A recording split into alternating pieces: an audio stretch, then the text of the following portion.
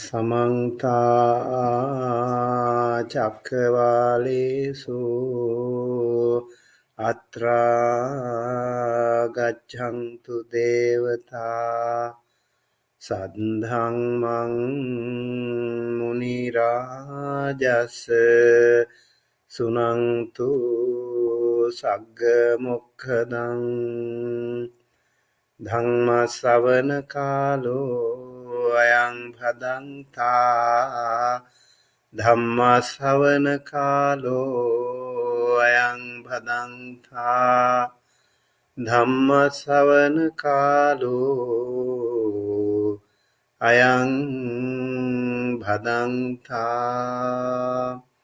Namo Tassa Bhagavato Arahato Samma Sambuddhassa Namo Tassa Bhagavato Arahato Samma Sambuddhassa Namo Tassa Bhagavato Arahato Samma Sambuddhassa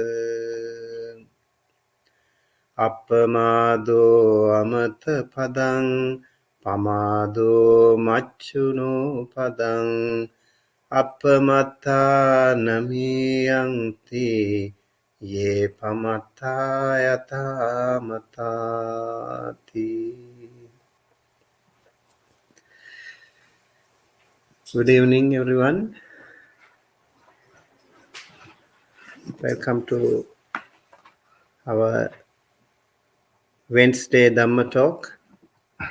Today I will continue from where I have left last time, and that will be the Dhammapada second chapter.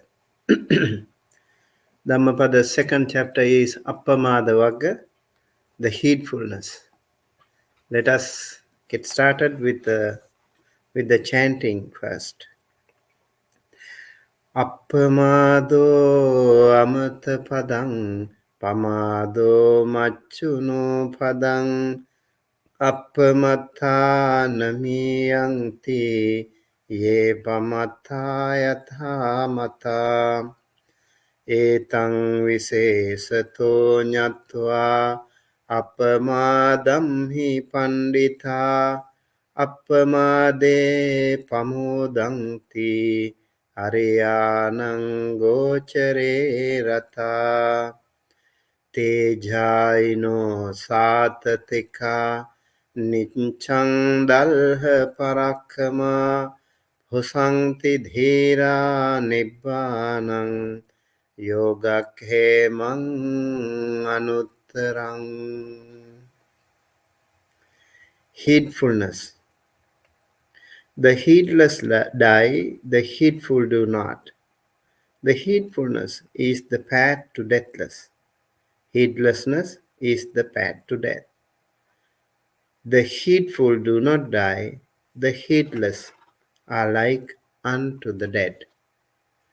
Distinctly understanding this difference, the wise, intent on heedfulness, rejoice in heedfulness, delighting in the realm of Aryas.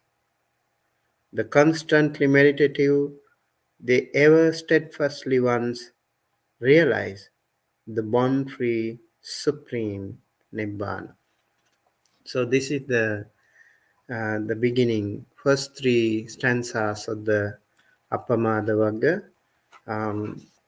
You know, the Buddha in his last advice, it is said to be the last utterance of the Buddha, just before his final breath, just before he was going to the final jhanic mode, before passing away, he said few words.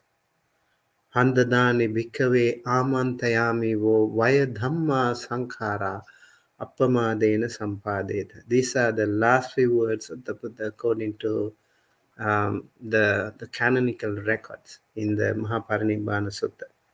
According to this, the Buddha says, appamadena sampadeta, be diligent Don't be late. This is a great opportunity, a golden opportunity for all of you to attain your liberation. So learn the Dhamma, practice the Dhamma, and achieve the spiritual liberation. That was the final advice of the Buddha. And it is said during the Buddha's time, when he was about to pass away, there was one monk who was so diligent. And this monk thought, before the Buddha's passing away, I should attain arahanthood. I should attain my own liberation. And when other monks, when other regular, normal Putujana monks and other lay people were crying and wailing and weeping and so much depressed, this monk was very wise. He was very smart. He was meditating. He wanted to achieve. He wanted to actually pay respect to the Buddha by achieving arahanthood just before his passing away. So the other monks were like kind of um, thinking badly of him. Oh, how come this monk, is not paying any attention to the Buddha when he was about to pass away, and this monk only is not paying anything, like not crying, not showing any sign of um, sorrow or uh, stress. And the monk actually was very wise. He practiced meditation and he was able to attain the arahanthood, the final liberation. So Buddha really appreciated this fact of this monk because he was practicing. He wanted to achieve his final liberation. That is more important than anything else. So over here today, we also need to think the heedfulness and the heedlessness. And lots of us. There could be two heedfulness. One is our mundane, secular um, heedfulness, and the other one is our spiritual heedfulness. And same thing with the heedlessness. So, how we want to achieve we all desperately want to accomplish our goals in life. If you are a lay person, you have if you are a student, you have your academic career. You need to study well. You need to accomplish your academic goals. Or if you are a business person, you want to also achieve some goals, you have a target within you, you want to reach out to that. And every one of us has something or the other to achieve in our day-to-day life. That's really important, and all these things will not happen to you if we work really really hard. So it's important to be diligent. It's important to be hardworking, and it's important to be heedful. That is the important thing, and only then we can work towards it.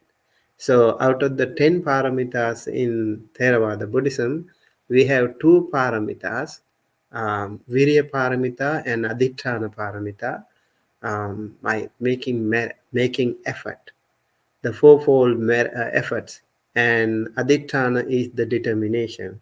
These two things are also really important for us to achieve our goals.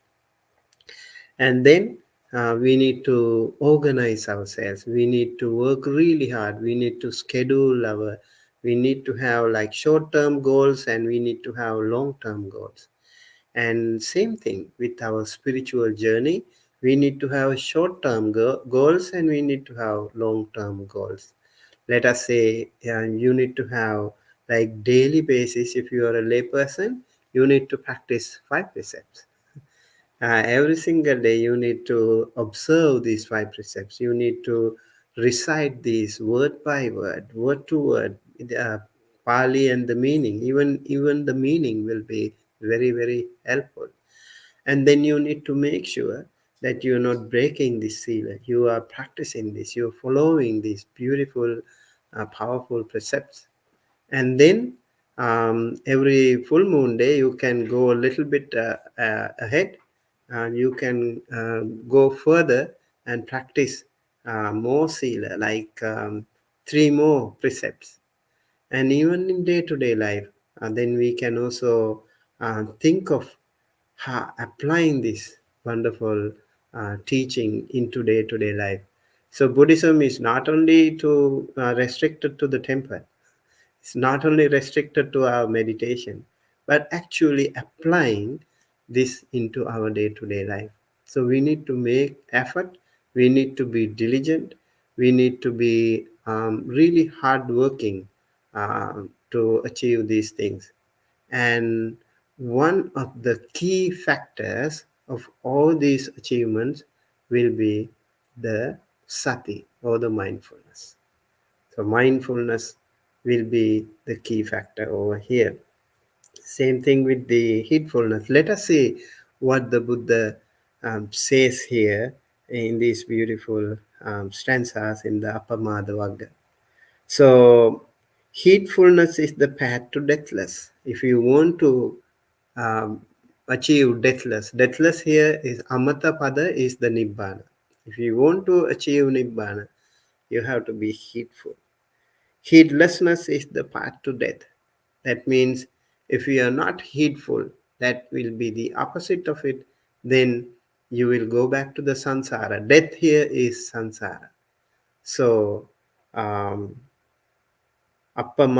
amata padang. Appamada here is the heedfulness. Amata is immortal, immortal stage. It's not really, again, we should not take Nibbana as something like another stage where you don't really die. It is this, according to Theravada Buddhism, it is just the complete, absolute absence of all kinds of cravings, all kinds of attachments, all kinds of desires, all kinds of defilement. It's absolutely pure stage of your mind. And there you won't be able to, you won't be committing any mistakes. That is the perfect, absolute peace and happiness. That will be the deathless state, according to Buddhism. So, heedful do not die means, why don't they die? Because there will be no more birth. No more birth means no more death.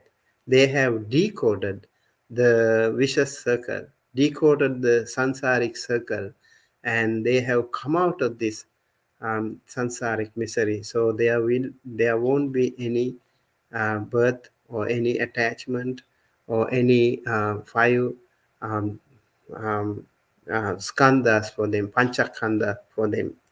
Five aggregates will not happen to them.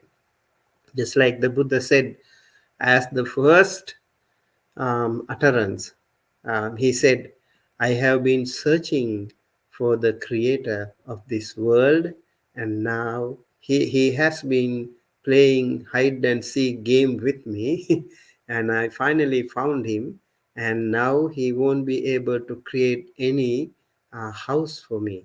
The creator, it's like the creator God, you know, he won't be able to build any more creator, any more houses for me, because I have shattered, completely dismantled the very foundation of this house, all the rafters, everything, all the roof, everything about that I have completely demolished. So this person, the creator, uh, the world creator, will not be able to create any more houses for me. That is this creator is none other than the attachment, the craving, the tanha. So um, uh, the one who has come out of this will not be born again. He or she will not have birth or death. That is the final liberation. So the heedless are like unto the dead. Even if they are alive, it will be like dead, because they will have to go back to the samsara. The second stanza says, distinctly understanding this difference, the wise, intent on heedfulness, rejoice in heedlessness, delighting in the realm of the Aryas. So, the wise person, he will work hard. He will not be attached to too many things in this world. Those material things that we have, so many things that we can be attached to the samsara. The wise person will try to get rid of them one by one. It is like it is like an onion. If you take an onion, you have a lot of layers in the onion. So you take one by one, remove one by one, and at the end of it you see there is nothing. It is just like that. So they we all have to get rid of these things one by one. um, our desires, our attachments, our defilements, our weaknesses, we have to get rid of them. And then you will be able to enjoy, delight in the realm of the Aryas. Aryas is the noble ones. So noble ones here, in the sense, those people who have attained the path and fruition. Magga Phala we call. Sotapanna, Sakadagami, Anagami, Arahanta, Magga Phala. And those people who have attained at least Sotapanna, they will never ever be born in the lower realm. Never ever be born in the lower realm. So that's actually itself is a great achievement. And because if you are born in a lower realm, we know how miserable the life can be. We can see some of the things that is happening on maybe like National Geographic channel or something. You see how animal world, how they function. They kill each other. They even all these animals are not safe. They can't sleep securely. Their life is not safe. Even the king of the jungle, lion, is not safe. They also hide away. They want to maybe sleep on top of a tree or something. They are scared all the time.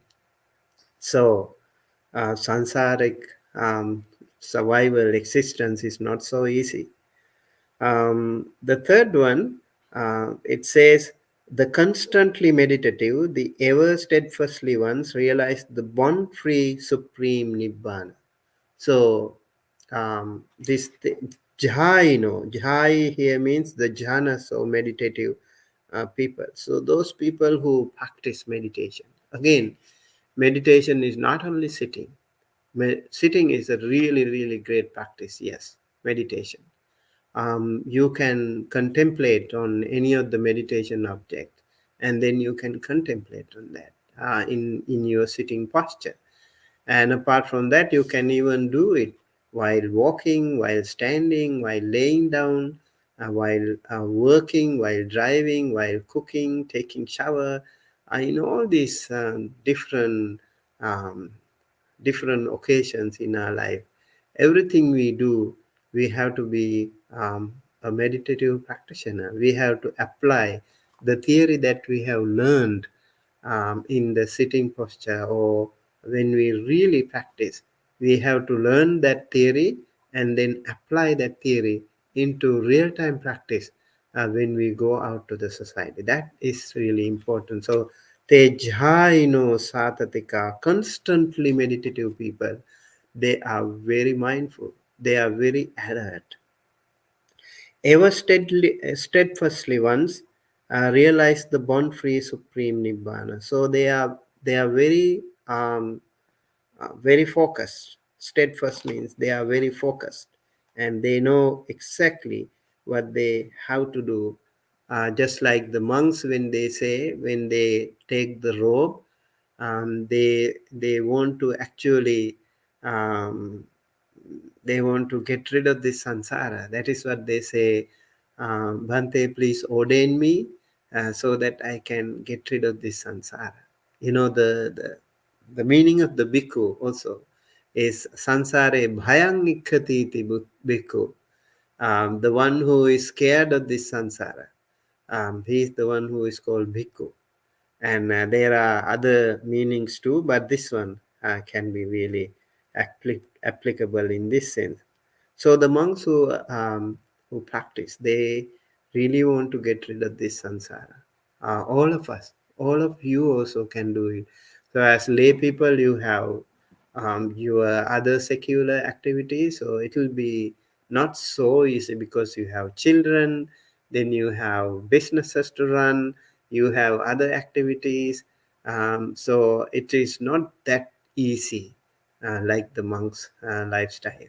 But yet, you need to focus, you need to be mindful, you need to do whatever you can to stay close to the Dhamma. That is really important.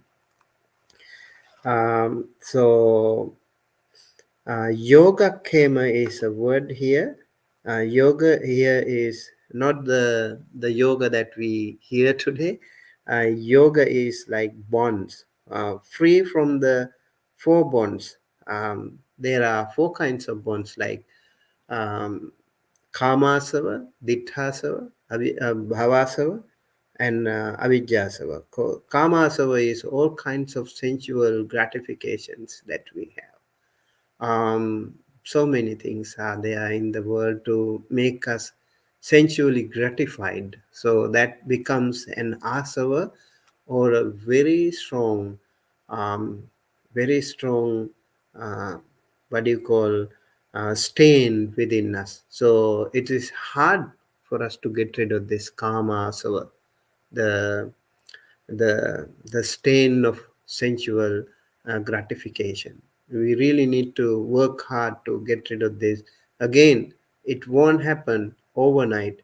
We need to continue to practice. We need to continue to be mindful about these things, and then only we can slowly and steadily work along the path. And like living a simple lifestyle, for example, can be very helpful. And first and foremost, it is the mindfulness that is helpful to all of us. So bhavasava is the craving for existence, like a lot of us.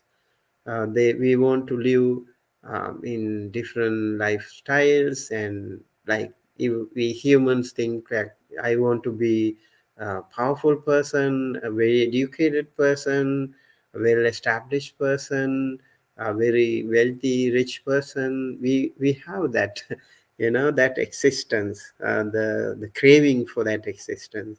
And also sometimes after death we think of, okay, I want to be born in a heavenly realm, and as a powerful deva or something. You want to think of that way, so that the asava for bhava, or the craving for that existence, is also again very um, powerful.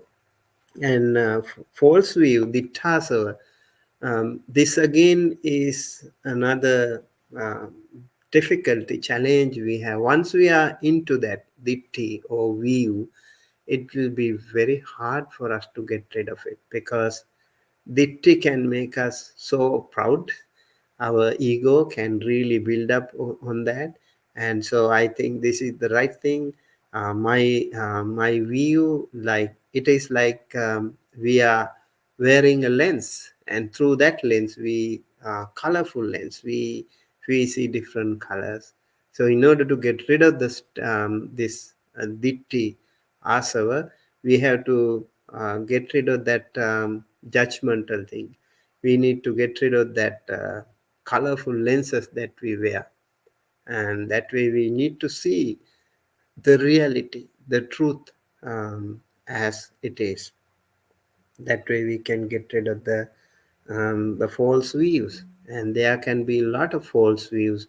Even as practitioners, sometimes you might have false views, and you think I am right, you think I have attained this jhana, or you think I have attained this path and fruition. So we have to be very careful. We need to go through a lot of things to get rid of all these things. Sometimes you are too much attached to, even strongly attached to even meditation can, and also very strongly willing I really want to attain this Magapala, or this and that.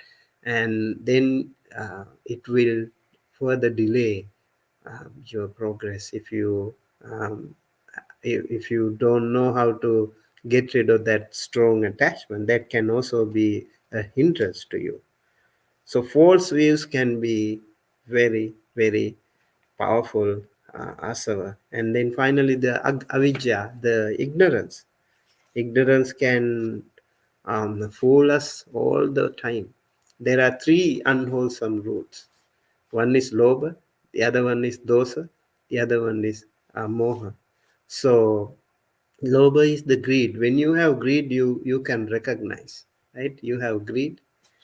And when you have anger, ill will, can you recognize? You can, right? You have anger.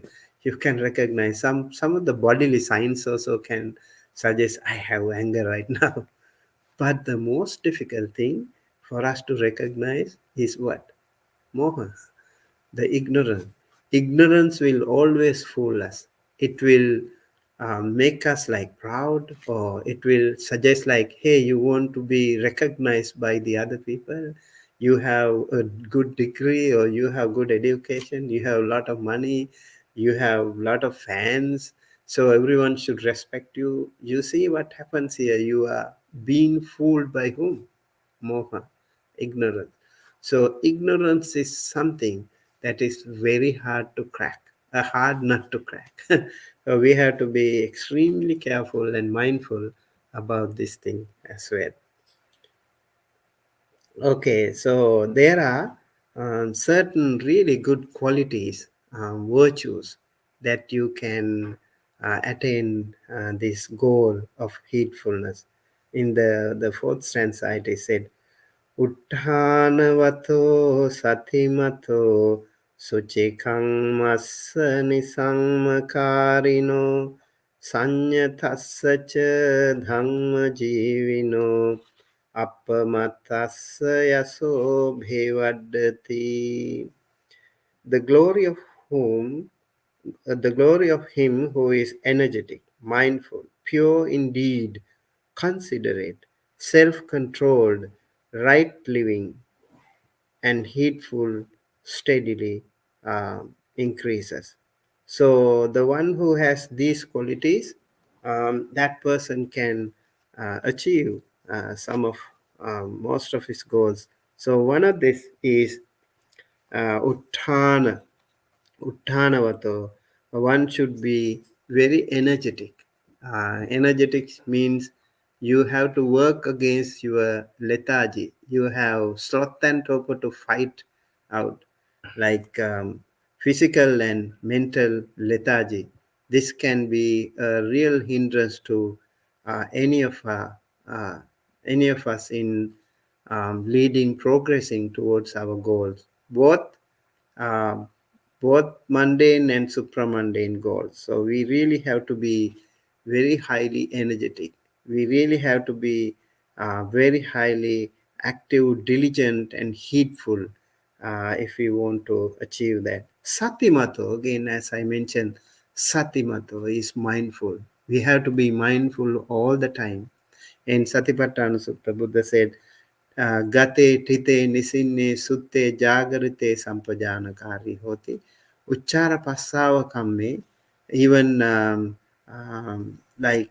we have to be so mindful in every single activity of our life, every single move of our life. Like when we walk, when you talk, when you sit, when you eat, when you drink, even when you go to um, the bathroom, we have to be very mindful. Uh, there are so many distractions in the world today. So many distractions. So you have to be extremely mindful. To be at the present moment is hard, but then with the help of sati, you can do it. I remember there was when I was reading a book today, I found like the mind is like a wild buffalo, and then this sati, or the mindfulness, is like the the rope, and then what do you call, the pole is like the meditation object, and that way you can tame the mindfulness, tame the mind, which is very wild. So, mind is really difficult to tame. You have to be very mindful. We have to be very skillful in doing so. Even in meditation, it's not going to be so easy.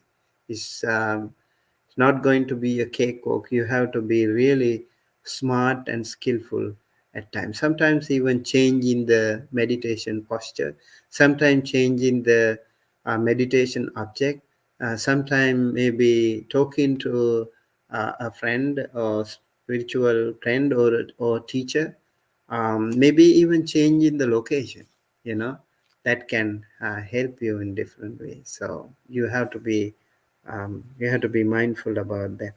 Suchikamma, sir. Suchikamma is like you have to be pure in your conduct.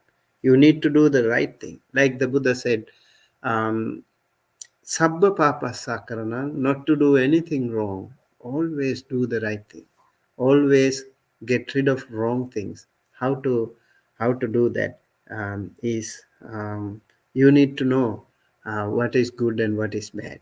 Like in the Rahuluvada Sutta, the Buddha said, if something is harmful to yourself and to others and to both of you, then you should get rid of such things.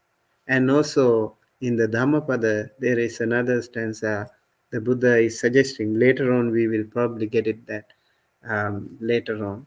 And it is said, when you look back into your life, if you feel like crying or repenting, or like it will bring tears to you, like remorse, restlessness, that kind of thing, because you have done something not so right, not so correct. So it will bring you remorse and restlessness. So that kind of things we should avoid. We have to do the right thing. We need to do like even small little things in our life. We need to know, am I doing the right thing? Am I saying the right? Am I speaking the right thing? We need to be mindful about that. Maybe you can even later on, after saying something to someone, you can go back. Did I say the right thing? Did I do the right thing?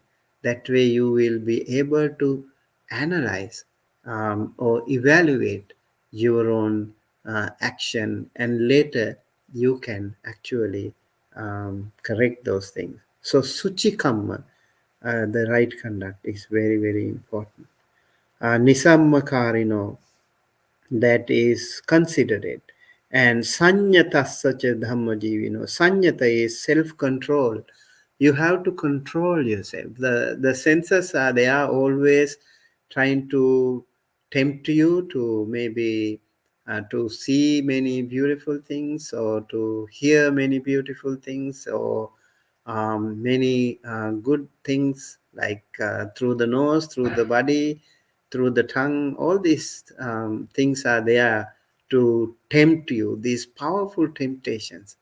You need to control. You need to be the master. You need to be the controller of these things, and otherwise you will never be able to tame them.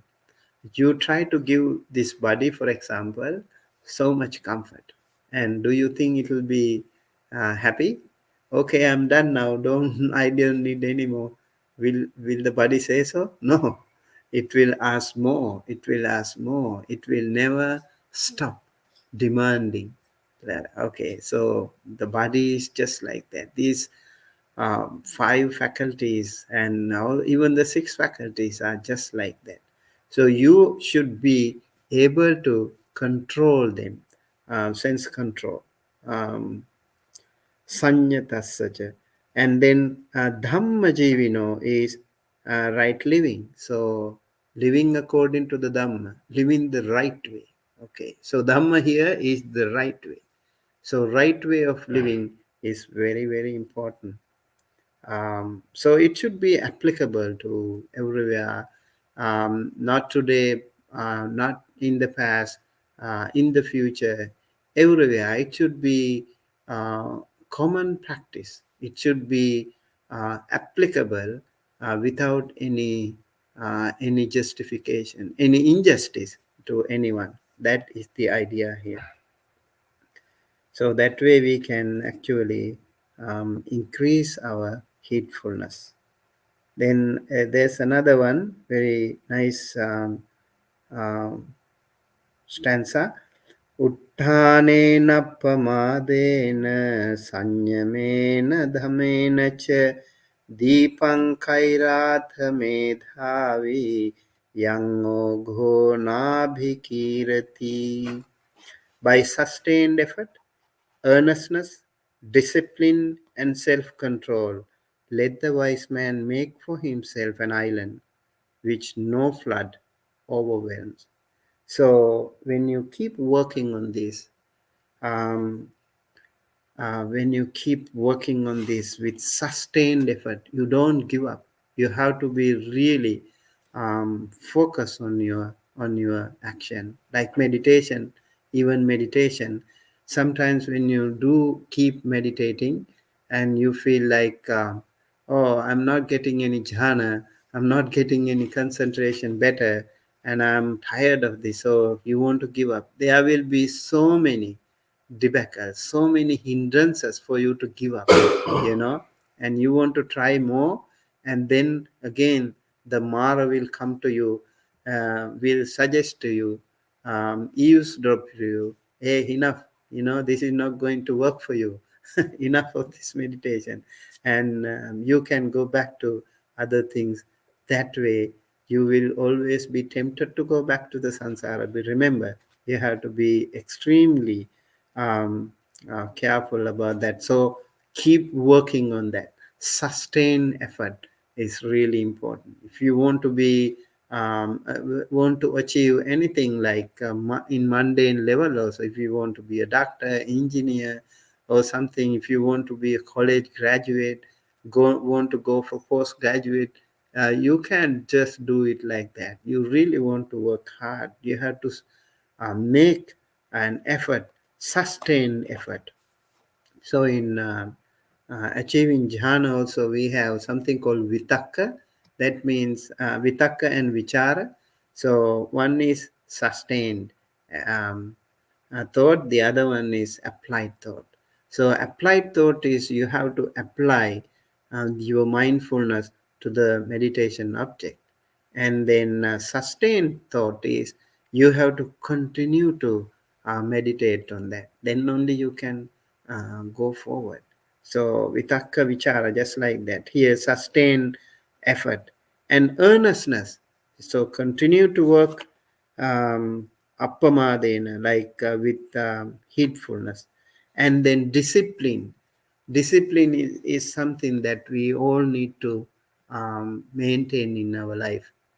I remember there is a beautiful Sanskrit sloka when I was a very young Samanera. I learned Vidya dadati vinayang, vinayadhyati patratam, patratva dhanam apnoti, dhanad dharmam tatah sukham. Vidya, oh, this is the mundane, secular, knowledge-based education. So this education should give you vinaya, the discipline. And so it's not only what we call today like whole person education, right? So whole person education should be something, I would say, like the combination of triple H. What are these triple H? The head, the heart, and the hand. So head is your knowledge base, and then heart is your morality base, and then the hand is your skill base. Like you need to also know many other skills in life. You need to know from your parents. You need to know from your parents, other elders, other people in the society. When you observe, there are people who know many things, and you need to observe and you need to learn these things too. So this combination, I think, can give you a great discipline. So vidya dati vinayam, That education should give you a discipline. Vinayatyati patratam. When you have vinaya, when you have that discipline, you will become a respectable person. Okay. Patratva dhanam apnoti. So when you have respect, what does it mean? You have a good reputation. You will get got lot of money. That means you will be hired by good companies. So you will be invited by reputed institutes. So you will have dhana. Okay, dhana dharma. Okay, now the step is when you have dhana, when you have wealth, you have to again be careful not to go into another extreme, not to go into another disastrous uh, lifestyle, but to go to the dharma. Use the property, use the prosperity, use the wealth in the right manner. That is the dana dharma. Tata sukham. When you have the dharma, you can have sukha, you can have happiness, you can have comfort. That happiness again cannot be bought, cannot be bought, cannot be purchased from the market. It is an unprecedented thing. It should come from you, the core of your heart. So this way, the discipline should be a very important aspect of our life. Self control will also be a part of these disciplines. We need to control, as I mentioned before, too.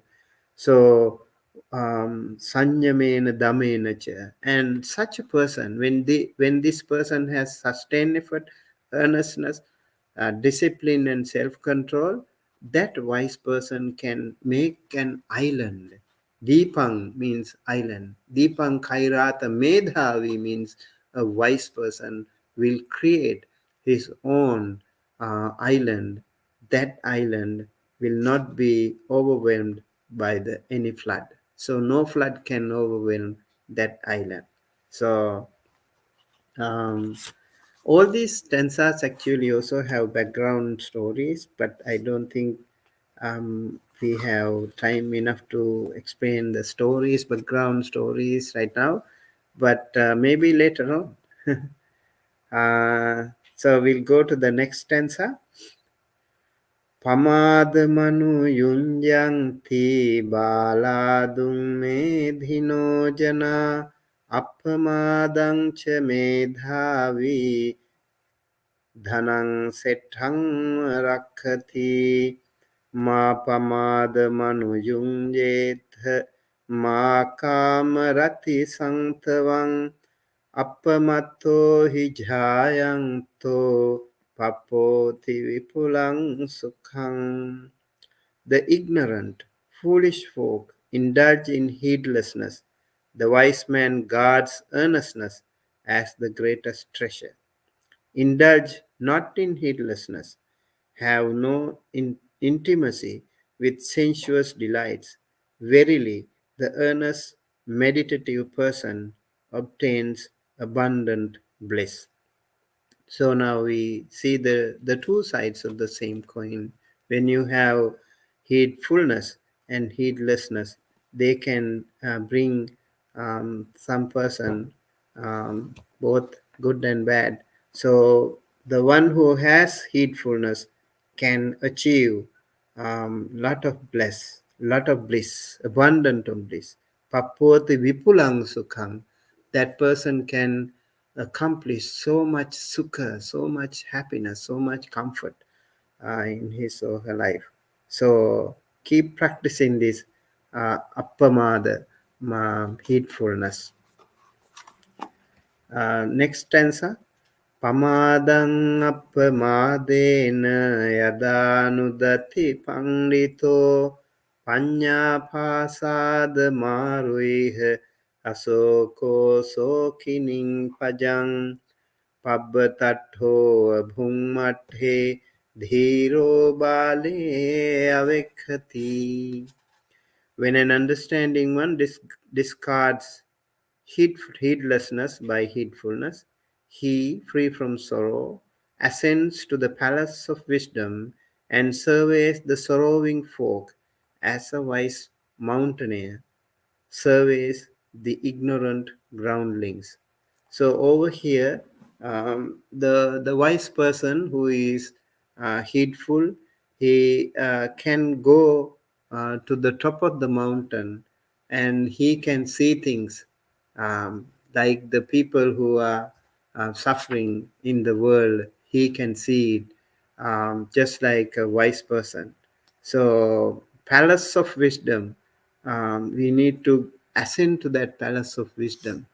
And so it's really important for us to think of it. You need to be a pandita person, you need to be a wise person, and you need to continue to build up your own palace of wisdom.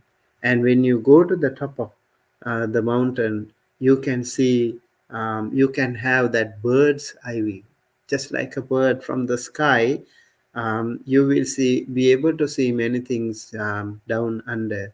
And most of us have the frog's eye view. So the other people, like frogs, they have very limited capacity. And it's, both of them in a way are important.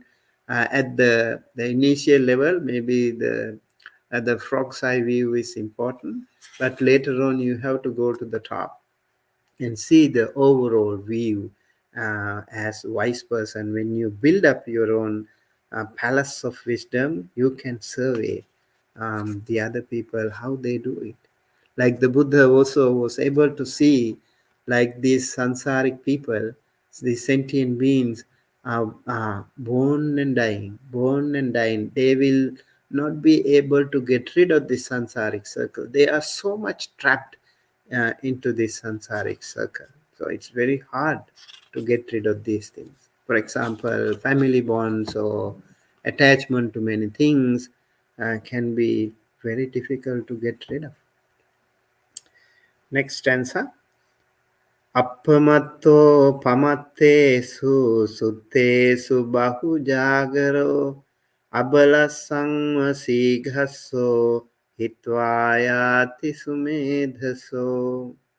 Heedful amongst the heedless, wide awake amongst the slumbering, the wise man advances, as does a swift horse, leaving a weak jade behind. So, um, the person who is heedful, he knows exactly what to do. He becomes heedful, and he also is sutte su bahujagaro. He is awake. So, um, so how many hours do we sleep in a day? Normally, like 6 to 8 hours, or even more than that sometimes, right? But in lifetime, if we take like 6 hours every single day, if you sleep, if you live 80 years, that means you have slept 20 years already. You have 20 years left, and for the other things also many years. So you need to really think, if I sleep like 9 hours, if I sleep like 8 hours, that will be a lot of sleeping. Then you will not be able to accomplish something in your life. Especially the Buddha said, when you want to achieve the nibbana, or the final liberation, you need to really work hard. So Nidda Sili, always sleeping, is not a good thing. We need some sleep, yes, but we don't need too much sleep. We need to also um, keep ourselves awake. Even in meditation, it can be a hindrance to us, and when we like feel like um, Thina Midha, sloth and torpor, it can really hinder our spiritual progress. Same thing with our uh, other, like if you are preparing for an exam, competitive exam, or you want to do a business or something, you have to really work hard. You have to sleep less. Otherwise, you will be like average people. If you want to work little bit more, then you can actually go little bit more too. Like um, if the other children wake up at 6, and if you also want to wake up at 6, then you will become part of them. You will be like them. So if you want to be better than them, you have to wake up 1 hour earlier. And then you also have to work little bit more later on. When if they go to bed at 9, you can work little 1 more hour, and then you can achieve um, better than them. That is how we do. Same thing with our meditation. We need to go that extra mileage, extra effort is needed here. So, awakefulness is a really important thing. It should be against the slumbering. So that wise man will be like a swift horse. That person will really work hard. I was reading a book recently. There were two books. One is like digital minimalism, and the other one is called Deep Work by Carl Newport. Over here, he also suggests how important it is to be really focused on one thing. If you want to achieve your, if you want to be hired by the best of the companies in the world, they only want very very deeply concentrated people. Okay, they don't want actually people with shallow concentration.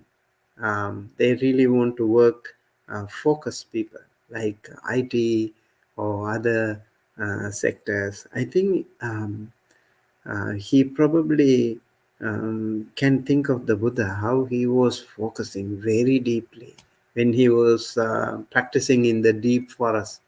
He was focusing so much. He was even going away from all the people, and he wanted to really, really focus on that. So Buddha had done that before, and that is why he was cut above the rest. Today we talk about the Buddha because of his enormous sacrifice, enormous dedication. So if you want to become somebody like above average, then you need to work a little bit better. Um, Next stanza. Appamaadena maghava devanam setthathang gato appamadang pasangsanti pamado garahito sada. By earnestness, Maghava rose to the lordship of the gods. Earnestness is ever praised, negligence is ever despised. So Maghava here is Magha Manavaka. He is the one who became the king of the gods, what we call Sakkadeva in Buddhism.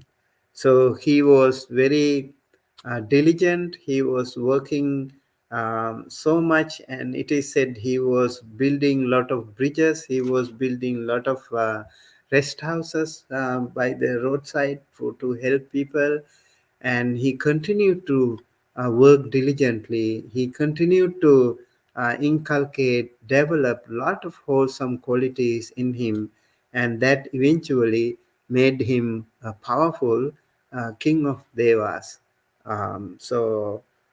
He rose to that lordship of the gods because of that earnestness, because of that diligence, because of that heedfulness. So heedfulness, when somebody is working hard, even a simple farmer, if you see that person has such a discipline, so much hard working, so much heedful and earnest, and then everyone will appreciate that. Everyone will be very appreciative of that person. And if someone is negligent or not working hard, then no one really appreciates such people. So you can go to the top of those um, stages in your life when you work really hard. Next one. Appamada rato bhikkhu pamade bhaya dassiva sanyojanang anungthulang dahang aggiva gacchati. The bhikkhu who delights in heedfulness and looks with fear on heedlessness advances like fire, burning all fetters, great and small. This is a really, really important message to all the monks and all the other people too. Like if you want to achieve something, you have to be delight in heedfulness, and you have to be scared of heedlessness, and then you can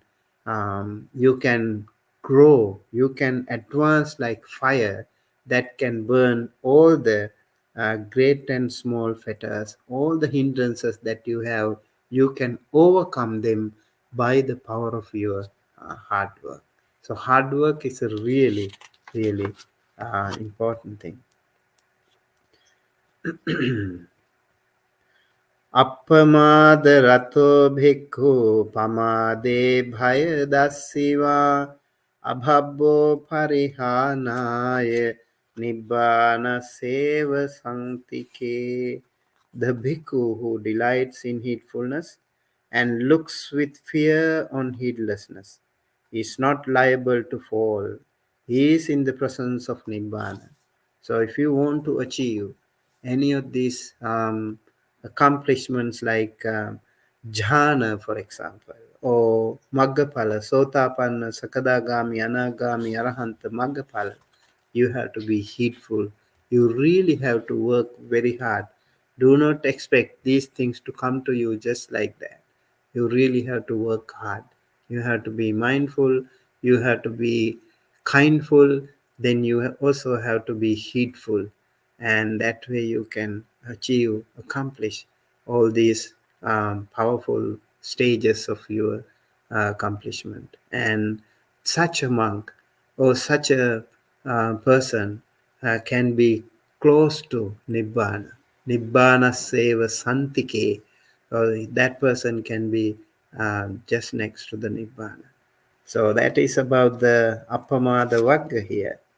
Okay, so I just actually went through some of the main content of this, and there are so many things, each and every stanza that talk about, but I really want to give you a taste of this wonderful Dhammapada. Dhammapada again is a treasure trove of the Dhamma that can be very helpful to all of you, all of us, in fact, to me and to each and every one of you. I hope it was helpful. Thank you very much for joining, and I think I should read some of the names who participated. Manal Vyas Mehta, Sud S. Jaff, Maria Iram, Jayanta Fernando, Rebecca, Karuna Monastic Cat Cuddler, Hima, Prashant Gaikwad, Sudha Pat, and Brian Dowlak, and S. I know who is this S. Yankee Apple. What is Yankee Apple? Yankee Apple. Okay, Joseph Hammond, and Normal Skydover, or Norma Skydover, and Julie Prairie. Oh, so many people. um, Maria and Amit Bhai. And thank you everyone for joining. And we have a few more questions um, over here. Let's see if I can answer.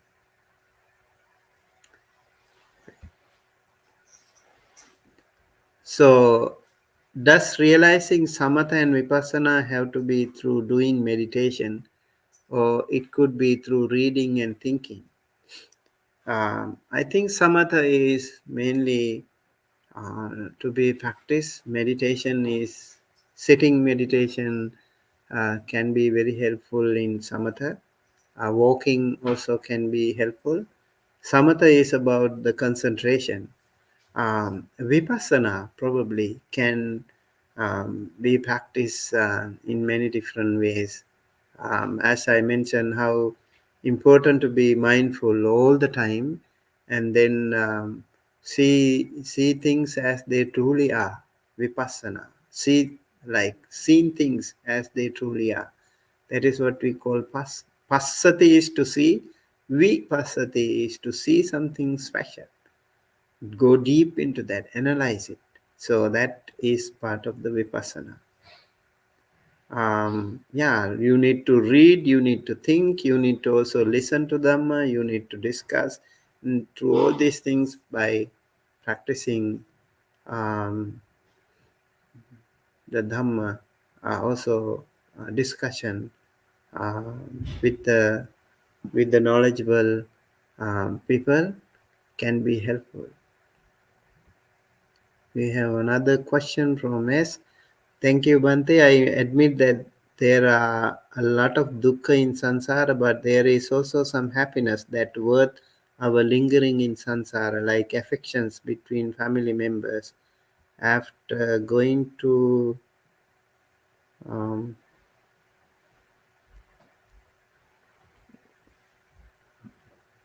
it is little okay. After going to uh, samsara, the dukkha will be gone, but happiness will also be gone. Would that be a little sad? Yeah, that is why you don't want you want the dukkha to be gone, but you don't want the happiness to be gone. Uh, they are like uh, both sides of the same coin. You know how happiness can be a suffering? Do you know that?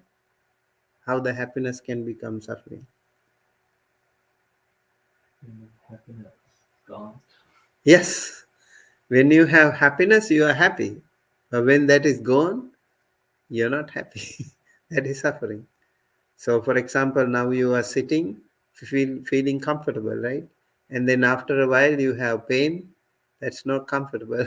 So you want to change. And after sitting for a while, now you also maybe right now, I think you also feel like it is time to sleep. When are we going to finish this? You might be thinking, I have some other things to do. You might be thinking. So the same happiness can turn into um, suffering. Yeah, so samsara is just like that. You can't expect only happiness all the time. Some happiness and more suffering. That will be the case. Okay. But I think that person Bhayannaikati. Yeah, We don't see that. yeah. That's why we need to see the bhaya in samsara. Why it is? I think like we when we live our life, we should not take like completely take everything away. As I always mention, like you live your life, you know, you need to eat well, you need to dress well, you need to study well, you need to do exercise. All these things are okay. You need to take care of this body. It's important, but then you also need to know that we use this body to get rid of this samsara. We have very limited tools here. We have to use them smartly, skillfully to get rid of the samsara. That is the idea. So you take care of yourself. So these little happinesses can also be very helpful. That is why we do a lot of meritorious acts. When we do a lot of meritorious acts, charity, good things in your life, it makes you happy. Those little happinesses can be helpful. But then, if you continue to do that, you will be only in the samsara for a long time, right? I remember there was a stories. I'll make it short. There were two brothers. They were sugarcane farmers. Okay, And then there was a Pacheka Buddha going, and those two brothers, they wanted to offer something to them, to this Pacheka Buddha. So both of them offered sugar cane, but they had two different aspirations. Like one wish, by the power of this merit, may I be able to achieve the final liberation as soon as possible. That was the elder brother's wish. The younger brother said, by the power of this merit, may I be able to accomplish so much happinesses in my samsara. And so I gain lot of wealth and happiness and all these things, and finally nibbana. So what happens? The elder brother, he had a very focused aspiration, and he attained the nibbana um, very early. And his brother was also doing a lot of good karma, and he was a very famous person, but he was in the samsara for a long time, and eventually he attained nibbana. So we have to know, like, what is the best option that you think is to, this sansara. If you want to live in this sansara, there will be good and bad. Sometimes you will go to lower realms, right, animal realm, and you don't know where to get rid of them, how to get rid of them even. And also a lot of miseries, lot of sufferings, lot of sicknesses, a lot of problems in the family, in the workplace, and many things can happen. So you need to figure out um, where to draw the line. Should I go directly to as much as possible, you know, as early as possible to Nibbana, or take the long route? That's up to you to decide. Okay, next, dear Bhante, how should one make mindfulness more stronger outside of meditation? Is increasing the frequency of sitting and walking practice help? If so, do you recommend more walking? Yes, I think um, what what you want to do is outside of the sitting, outside of meditation. Well, we can, as we think, like meditation can be everything, then, as the Buddha mentioned. But what is more mindful in all what you do can be a stronger practice in meditation. So when you hear something bad, hear like have some pleasant, unpleasant things in your life, so you have to focus on them. Uh, be mindful about that, and the thoughts that come to you, you have to be mindful. Present, unpleasant thoughts can come to you, so you have to be mindful about that. That will be a continuous process of very strong, focused mindfulness that can make you a very strong practitioner. Yeah, to increase your frequency, loop your meditation circle. I would say sit for a while and then go for a walking meditation, come back, sit for a while again, go for a walking meditation. So you can kind of loop your entire practice into a longer session of meditation, carefully thought out plan to work on your meditation. Sometimes if you find some sessions, some days off for you, please try it that way. You can sit for a while, as long as you can, and then go for a walking meditation, and with the same mindfulness come back to sit again, and then practice more, so you can continue to sit, continue to meditate for a longer time. This will really help you stay in focus a little bit more. Okay, I hope that was helpful. um, I can be mindful even everything is going on well and smooth in life, but not when affliction appears. Could you please share a couple of advices on that? Thank you very much. Yeah, every one of us, I think, when we are healthy, when we are stronger, we don't have any problems, so we are very, very good. Even me now, I can give good advices, right? But our real test comes to us when we have some downfalls, when we are physically not well. You feel like what happens?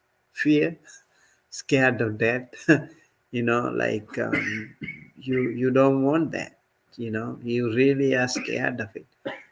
So that is why the Buddha, in many different ways, he asks us to be mindful about the impermanence, for example, and these are like integral part of our life, like getting sickness, getting old age, losing things, and also sometimes people blame you. No matter how much good you do, people can still find something and blame you, right? You don't do anything wrong, but people still can find um, something to blame you. So these things can happen to you. You think, this is part of the samsara. It's okay. It's okay. I'm okay. Yeah, practice that. It's okay. I am okay. May you be well, happy, healthy. May he be well, happy, healthy. May she be well, happy, healthy. Think of it, and that will also be helpful to you. And afflictions or ill health or some other downfall can come to you. I think that time, if you can focus on your Vedana Anupassana, like Chitta Anupassana, and also Dhamma Anupassana, Kaya Anupassana, if you think of it, I think you will be able to really deal with all kinds of storms in your life. Kaya Anupassana, for example, when you have something going on, like not really good things happening within your body, you can focus on that. And Vedana Anupassana, those pleasant, unpleasant feelings that you have. Chitta Anupassana, different kinds of the thoughts that appear in your mind. You need to observe, you need to read them. And Dhamma Anupassana, read according to the Dhamma, see the Dhamma. And that way, through all these things, see that impermanence, see the glorious uncertainty of life, for example. These things can actually save you from being suffering immensely when you are sick or when you are down in your life. So I know, like today, a lot of people, even young people, they have a lot of stresses. They even get medicine. They need some counseling. They need some help. A lot of people come to us for help. So for them, I also would like to say, like, keep practicing the Satipatthana. Four Satipatthanas can be really helpful to all of us every time. That will be very useful. Okay, I think we are almost done. um,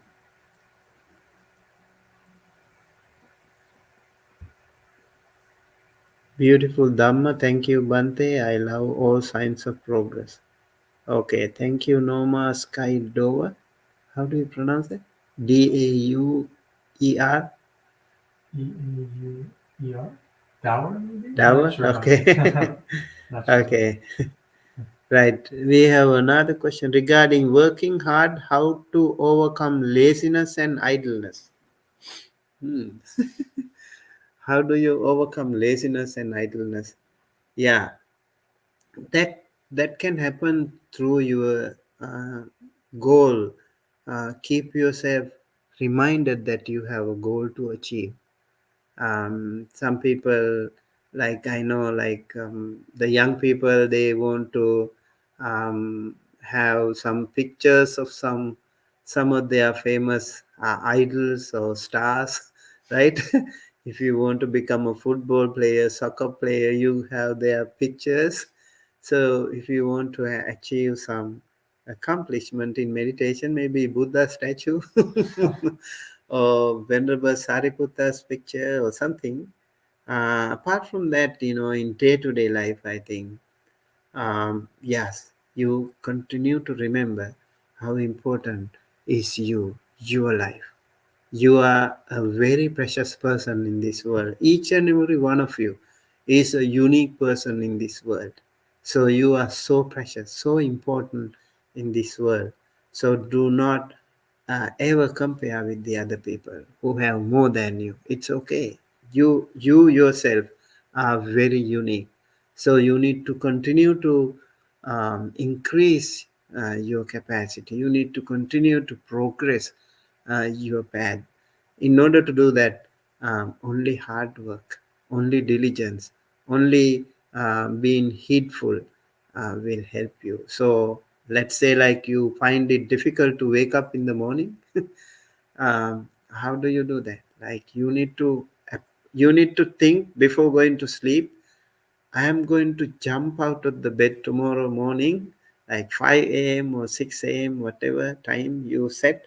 You think when the alarm is set, you need to jump out of the bed and then quickly go to the bathroom and wash your face so that you will not be sleeping again. Do some exercise and also practice some meditation. That way you can, if you continue to do that, continuously remember that waking up in the morning and making your bed, cleaning your bathroom, organizing your table, organizing your closet, keeping your room neat and nice and tidy.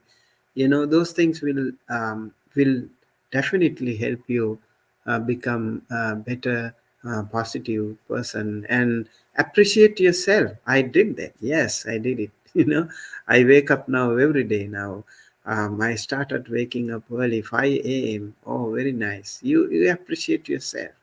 That reward, those little things, of appreciation, thankfulness, gratitude can help you better. So don't worry, you all can change the world if you do it.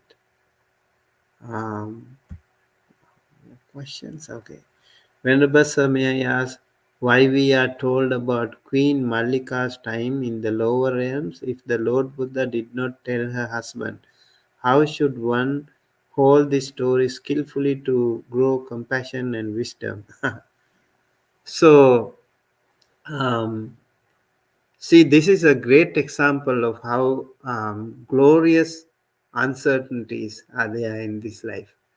Queen Mallika was the one who did an exceptional dana called Asadisa Mahadana. And she was such a devoted, such a dedicated, wonderful lady, doing so many good things in her life. But yet, her final thought, what we call Chuti Chitta, went wrong. Something happened, and she suddenly had something and dark, and she was born in a lower realm for, it is said, 7 days.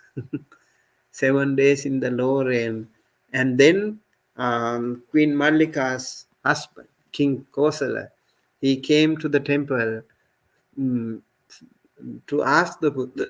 He knew, like he was very confident. Oh, my queen has done so many good things, so she definitely um, is very good, and she definitely should be a deva right now. So Buddha knew that if I tell that, she is in a lower realm, the king will be very disheartened. Wow, despite all these things, what is the point in doing good then? Because if these things happen, so Buddha made another magical um, formula so that whenever king comes, he forgets that question. He comes and goes back again. Oh, I forgot to ask the question. So he would come there like 7 days. Only on the 7th day, when the queen um, Mallika, when she was born in a heavenly realm, it is said, Buddha let him ask the question. So only the Buddhas could do it.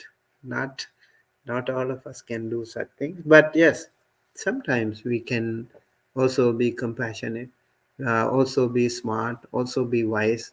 Parents can do such things too. Like you have to be smart and skillful in leading your children to the right path, and the teachers can do that too, the elders can do that too, the friends can also do that. You have to find different ways, different means, smart and skillful ways, so that your friend, your children, your students can do the right way.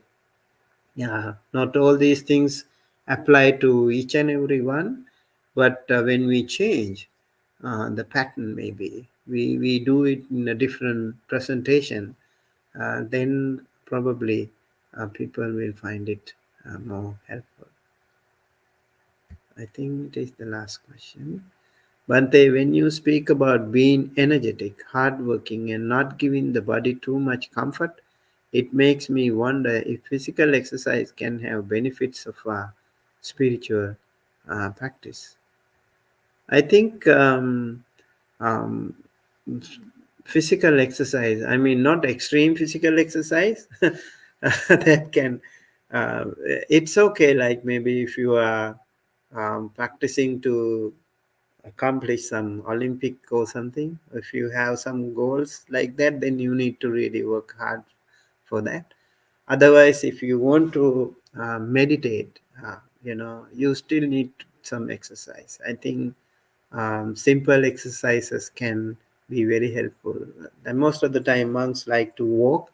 So, walking meditation and also working can make them um, energetic and also alert, and they are flexible.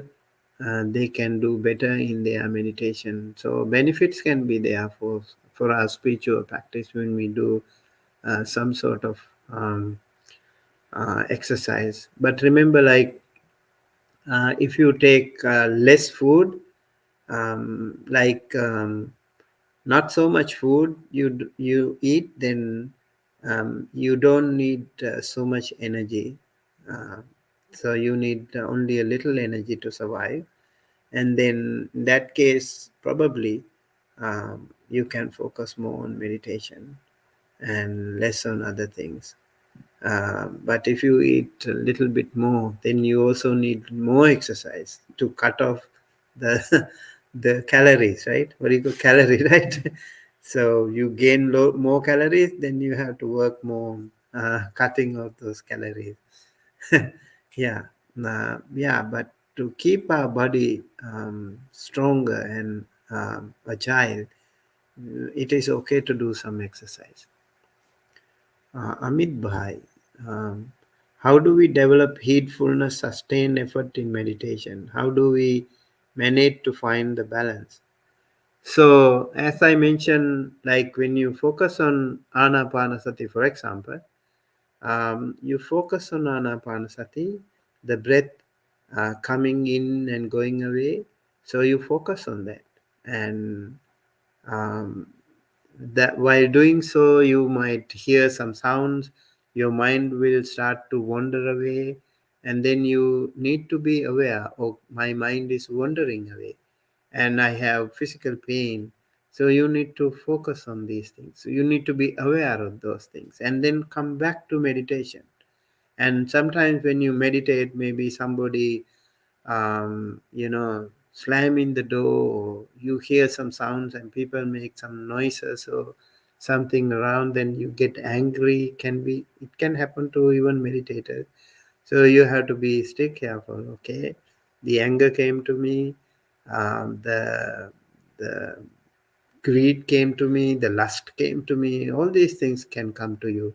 So be aware of those things and come back to meditation all the time. Come back to your priority is right now not anything else but anapanasati. um, so keep working on that, and so that you you are able to stay focused, unified mind, and you can be concentrated, focused on one thing, and that is important.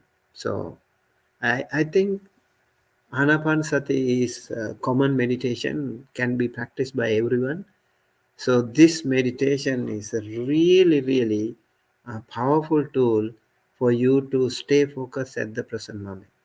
Because when you focus on your breath, only breath, incoming and outgoing breath, and nothing else, and eventually you should be able to attain even jhana when you can do it for a long time, not being distracted by anything. So if you want to practice as a beginner, try practicing the Ganana way, the counting method. Um, Counting like 1 to 5, 1 to 6, 1 to 7, 1 to 8, 1 to 9, 1 to 10. So start counting your breath and stay focused. For a beginner, it's really helpful, I think. Yeah, focus on that. That will be very helpful. Uh, Thank you very much, Bhante. I watched some rabbits and birds recently, and they are constantly being scared. So, being an animal is not quite a good option. Definitely not. One day I saw, like when I was walking in the park, I saw some rabbits were playing, okay, and they were very happy playing. And suddenly I saw some hawks. They were airborne. They were like they were very smart too. They were airborne and they were looking around, scan. And they saw this, and these rabbits were also be mindful about that, and they quickly uh, hiding. Yeah, they always have to be very mindful. They are very alert too. Sometimes they are more alert than us. And luckily, we as humans, we have houses, so we can be covered from the storms and the bad weathers and all these things, and we can sleep comfortably, right, peacefully, and the animals can't. So it's so sad. Yeah, we have to be careful. All right. So thank you. With that, we conclude today's session. And may the power of the Buddha Dhamma Sangha be with you all. May the Noble Triple Gem bless you, help you, protect you, and guide you all towards the right path. May all of us and all sentient beings, including Devas, Brahmas in the heavenly realms, and also the other sentient beings in the lower realms, be blessed by the Noble Triple Gem. May all of your departed ones receive this merit, share this merit, be well, happy, healthy, safe wherever they are. May all of us and all of them be able to attain the supreme bliss of Nibbana, the absolute peace and happiness at the end of our samsara. Thinking thus, please keep your palms together close to your heart and say 3 times Sadhu, Sadhu, Sadhu.